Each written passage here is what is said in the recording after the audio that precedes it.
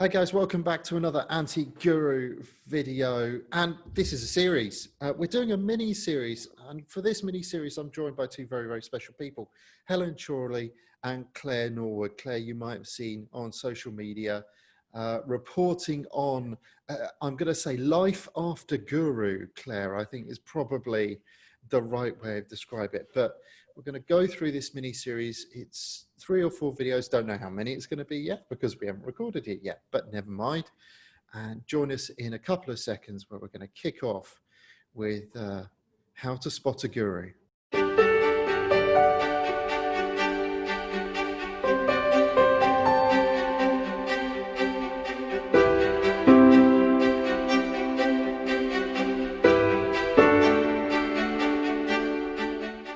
Right then, welcome Helen, welcome Claire to the Anti-Guru. First time I've had guests on the Anti-Guru for a while, so I'm all very excited. Give us some of your background. So Claire, you're a property investor, that kind of thing? Let us know. Property investor turned developer. I spent 3 or 4 years investing in property, building up a little buy-to-let portfolio quite happily, and then decided, everyone was doing this a few years ago. It's like move into development, scale up. And I thought, yeah, that's the next thing. And also I'd run out of the money I needed to carry on investing in London, which was my patch. But I still did have access to funds, which was probably where the problem arose. So I started networking summer of 2017 and ended up at a PIN meeting in London where there was a guy talking who I found incredibly inspiring. His story was exciting. It was about developing abroad and, really kind of rags to riches story. He'd got pictures to back it up. He brought his young girlfriend to talk about the little flip that they'd done since they'd come back to England. And his story, the reason why he said he'd come back, having made millions in another country, was because he'd had a divorce from his wife, and the law in that country meant that she got most of his assets. That was the story. So he's coming back, kind of renewed energy, got the hunger again to kind of really make a go of it, and he'd done it before, so why not do it again? So he just had so much energy and charisma. Yeah, so for those that watch the Anti-Guru who know me and know other sort of people who operate in this field, certainly people like Mike Winnett and his I'm not even allowed to say the word because he's trademarked it and I don't want to get a trademark ban, but there we go.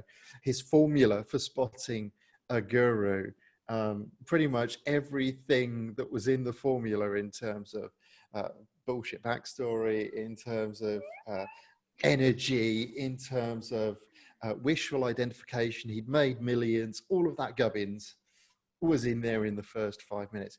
Quickly move on to Helen, because Helen is an interesting piece in this party, because Helen, are we tagging you as a professional guru hunter now? What are we tagging you as, Helen? Shark hunter. Shark hunter. I like that. Maybe I should have a spear and a set of flippers or get your sharks out, Helen. You've an got old style Livingston outfit maybe for going into the really? the jungle and hunting sharks. Yeah, so Helen, your piece in all of this backstory. So I'm a private investor. I fund developer like Claire. I fund their deals. So I don't develop myself. I don't have a big portfolio. But what I do is speak with a lot of developers, do a lot of assessment, and I invest kind of directly with them. My background is investment banking. I was 11 years on a trading floor at a big American investment bank, and took some time out for health, then came into property because I heard it could be passive. Not quite working out that way for me. But I have found a new passion for helping people like Claire, and the uptick in these stories over lockdown has just been, exponential. And that's why we've started speaking more about this. Yes, this is about Claire's story, and as a warning to people, kind of what to do, what to watch out for, but also we want to give people pointers and make something positive out of what was a very kind of negative experience. Yeah. Help people avoid making those mistakes as well. So that's where I come in as kind of an advisor, if you will, for how to spot these people, because I'm afraid I operate from the end of trust no one. That's so my operation. You are the Van Helsing in this brigade, which is wonderful. I like that. So we met the mentor. I hate that term. Guru. I hate that term even more. We met this human being. Can we even call him that? No, I don't know actually. No, I would question his humanity. But we met this person at an event, reputable property trading platform, because it was PIN, wasn't it? And we can mention it was PIN, so it was PIN. And you had every trick in the book, it sounds like. Oh my God, it's embarrassing now, John. I look back and I'm like, I was such a wally. It's so obvious in retrospect, but when you're new to it and you're keen and eager, and Simon Zucchi was in the room, for God's sake. I know that they're not standing there saying we vouch for every speaker. I know that. But there's still a degree of credibility that comes with these platforms, and you feel that you haven't put a con man up there, so of course I'm going to believe him. Sure. So we had every trick in the book, and then from that, tell us what's happened, because this is really about shark hunting for beginners, guru hunting. Let me tell you what happened. His next step during that talk was to say, okay, I've entertained you guys, but I want to really kind of make a splash back into the UK market. I'm going to be doing my own things. I am going to be taking just 2 mentees, just 2, not anybody. I don't want anybody. I'm going to be really, really clear about this. You've got to fulfill my criteria. He went through it all. Probably he was just looking for people who've got some money in their pocket. And the 2 people he chose, and I know he had a queue of people wanting to work with him, 2 of those guys who got very close to it, very sensibly put on property tribes. Like they just sort of went, wanting to do our due diligence. Anyone know anything? Vanessa Warwick chimed in and went, well, from what you told me, there are a few warning signs. I would be careful, and this is my advice. And they went off and did a bit more advice. He subsequently told me that he found that distasteful. If those guys want to check up on me, I'm not interested in them. If they can't just accept me and my clear ethics, then I'm not interested. So they're out. Unlike you, Claire, you get me. Oh my God, it's awful when you think how easily he manipulated the situation. But this is false scarcity, isn't it? It's the idea that, and it's fear of missing out. So I've heard the spiel, I've heard the speech, and we see it everywhere, don't we? We see it on social media, we see it on Facebook, we see it everywhere, where it's all fear of missing out. We've only got 13 products left, and they're all at the back of the room. Stampede occurs. And it's a digital fragging product. So, I mean, seriously, you're never going to run out of a digital product. But you see, what he was offering, though, John, just seemed like the chance of a lifetime. He wasn't charging a lot of money. It was £5,000 for 6 months of mentoring, which involved a monthly trip for me down to his town of residence on the south coast. And I got that. And so actually the financial cost of it didn't seem that much on the surface of it. But his proposal was, we are going to do deals together and you're going to learn by doing. So that just seemed like really sensible to me. Yeah. Let me just break that down a little bit, because the money is always a big thing. 5K, 6 months. How many trips was he promising you for 6 months? Six trips, 6 weekends. So 6 weekends, and were you going to spend the whole weekend with him? That was the plan. And I Okay. did. All right. So that's not an unreasonable hourly rate. 7.4 hours a day, average working day, Mm. times 2 times 6 means you were getting 88 hours of his time. Sorry, this is how I like to do it, because I like to think about an hourly rate. So let's say 5,000, this is going to be painful, divided by 88 is £56 an hour. Okay. Not bad. Because, Yeah. you know, cheaper, certainly cheaper than going to see a solicitor or going to see a doctor, a private doctor, or even a town planner. So, you know, that's not that bad.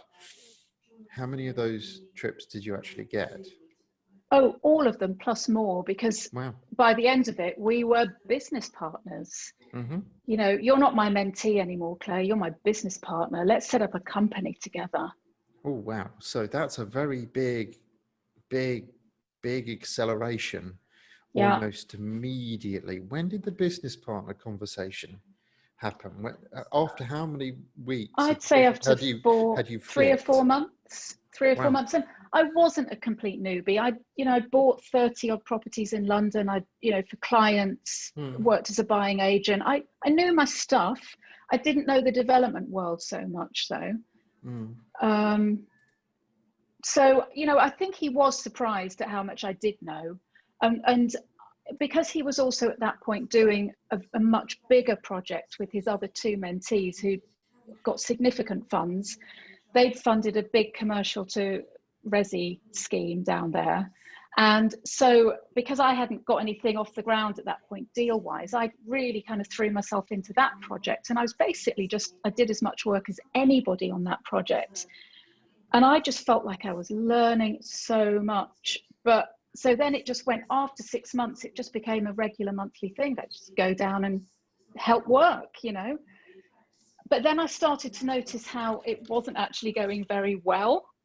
And the profits that had been forecast on that deal, it started out at 800,000, then it went down to 700, and I think it's probably less than zero now, because of course the guy he'd got this deal analyzer, which he said he'd bought at great expense, puts in his numbers, and ding, £800,000 profit shows up. We're all sort of going, wow, that's amazing. I've written this on Property Tribes and everywhere. You can put any old wank in a spreadsheet and you get a great profit.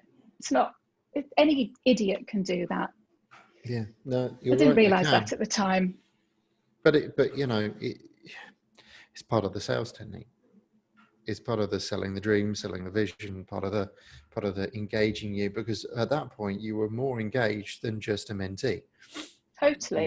You were a business partner, and you were a business partner to someone who had, forgive me, I'm going to put it in these terms, but it kind of does describe how this progressed. So you're a business partner to someone who had sold themselves to you, essentially hooked you at an event where they were held up as an expert, a speaker of note, etc., because it was PIN, not progressive. It was, and Simon was there, so it was all very plausible. And then suddenly you were 4 months after sort of saying, yeah, I'll be a mentee, you were saying, right, you're now graduating up. You're going from mentee to business partner. So we're going to start a business together. We're going to do something together, because they wanted to work with you. And that wanting to work with you puts you in a very weak negotiation state, because you're being accepted, and that's the ultimate sort of compliment as far as things are concerned. You're accepted. You are now you're there. You're the business partner. Helen, how's all this sounding to you so far? Because your shark radar must have been going off like mad. Exactly. And you can just hear, Claire, like Claire says, it's very easy with hindsight to spot all these things. But at the time when you're experiencing it, when you're the person at the other end of, being appreciated and being thanked and being brought into the fold, particularly if you are somebody that values connection and is a people person like Claire is, they know what buttons to press. And the word that is screaming out to me here is grooming. they've taken somebody with money, with everything, with all the ingredients that they need to get what they want, and they groomed you. We said, oh, they created scarcity, they charmed you. He played the pity game, remember? That's a major factor to look out for. Poor me, I'm divorced, I've lost all my money, it's not my fault, poor me, the world is against me, I need help. It's, and again, this is no criticism, this is to help people learn. If you are seeing these signs, alarm bells should be ringing. Yeah, absolutely. Right. So let's not make Claire feel any worse than she is. I don't think I can. You've done it. You've completely destroyed me. Let's build me back up. But first we have to talk about the really bad thing. Yeah, let's deal with the bad, because we're almost dealing with this as the bad, the good, and the ugly. But let's talk about how bad did this get? So let's go there. So during that time, while I'm going down there, my job has changed from mentee learning to I'm a developer now. I'm a co-developer on this job. I'm dealing with the contractor, with the council, and all of that was really interesting. But I was also noticing how bills weren't being paid, and the contractor was screaming for information, and it just wasn't coming, and he just didn't seem to be very on the ball. But at the same time, I just thought, he knows what he's doing. He's something I don't know, that this is how real developers work. But anyway, he was, in the end, after maybe 4 or 5 months, he said, listen, you have done so much work on this project. It doesn't feel right that you're not getting anything back. I know you're learning, but what if we could get your money working on this project as well, Claire? So he came up with this idea, listen, like, there is so much profit in this deal. How about you lend me 70K, and I will give you back 70K plus 30 at the end, which will be like 1/3 of my profit. Easily doable. So you're basically buying my profit up front, but I kind of need some funds now, so that would help. And I was like, oh, chance to help my mentor, great, tick. Chance to get invested in my first development, tick. For me, it just felt like, wow, I'm on my way, and he's enabled me to do it. And I really appreciate the honesty. I really, really do. And I'm sure everyone watching this will as well. I just want to interrogate a number there, because there was you threw a number in there, and I was like, 1/3 of his profit. So he said he's going to give you 1/3 of his profit, which was 30 grand, right? No, I'm talking about the 70K plus the 30K, 100 represented. 100. Not even at that point, 1/3 of his profits. He was talking about 800K profit at the time, of which 50% would be his. Right, it's 50%. So even the numbers don't stack up. But anyway, it's fine. Well, I'm terrible at numbers, so don't listen to my numbers. It doesn't. Something like that. It doesn't matter. It doesn't matter. It's a case of. The fact is, I was buying his profit up front, but really, he just used it to live on. And the worst thing wasn't, and Helen hold head in hands over this, but there was no paperwork up front. Well, there was paperwork, but it came in the form of a certificate to say I was getting shares in his company. So there you go, Claire. There's your bit. Right now, you transfer the money. I want my bit. And then once I'd done that, because I did do it, because I'm a good girl, and he did apply a bit of pressure. And then I went, do you know what? Should we have some paperwork here, some actual legal paperwork? And he was like, yeah, if you want, go, whatever, if you want. So then I had like a good year of struggling with a lawyer who couldn't do anything really to protect me, because the money had already been handed over. Also, I had to pay for all of that.